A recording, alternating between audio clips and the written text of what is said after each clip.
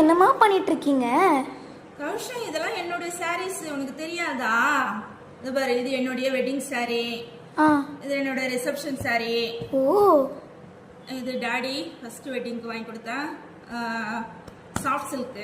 ஓ, இது பரிய சாரா. இது உன்னுடைய காது குத்தல். ஓ, இப்போ என்ன பண்ண போறேன்னு சொல்லு. இப்போ நீங்க பச்சை கற்பூரம் வைக்க போறீங்கன்னு நினைக்கிறேன் எனக்கு தெரிஞ்சு.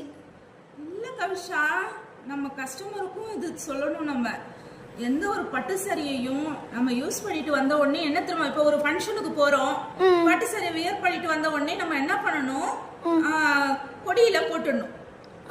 கொடியில உணர விட்டுட்டு அப்புறமா ஃபோல்டிங் போட்டு இந்த மாதிரி காட்டன் கிளாத்ல வச்சுதான் பீரோல வைக்கணும். ஓ ஆமா, அதே மாதிரி பச்சை கற்பூரம் வைக்க கூடாது. ஏன் வைக்க கூடாது?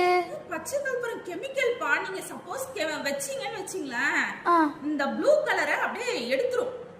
அந்த ப்ளூ கலர் இருக்கிற இப்ப இந்த இடத்துல நீ பச்சை கற்பூரம் வைக்கிறேன்னு வச்சுக்கீங்களேன், கெமிக்கல் ஆகப்பட்டது இந்த கலரையே சாப்பிட்டுடும். சாப்பிட்டு அந்த கலர் அப்படியே ஒயிட் ஆயிடும். ஓ, மறுபடியும் நம்மளால அந்த கலரை கொண்டு வர முடியாது. அதனால யாருமே பட்டு சாரிக்கு பச்சை கற்பூரம் வைக்க கூடாது. ஓ, இந்த விஷயம் இருக்கா? நம்ம கஸ்டமருக்கும் போய் சேரணும் இந்த விஷயம். அதே மாதிரி அவங்க பீரோல வைக்கும் போது கவர்ல போட்டுலாம் வைக்க கூடாது. இந்த மாதிரி காட்டன் கிளாத்ல வச்சு வைங்க. இது நம்ம கஸ்டமருக்கு ரொம்ப யூஸ்ஃபுல்லா இருக்கும்ல? இது ரொம்ப யூஸ்ஃபுல்லா இருக்கும். இது நிறைய பேருக்கு தெரியாது. இதை நீங்க தெரிஞ்சுக்கோங்க கைஸ். ஓகே, நன்றி.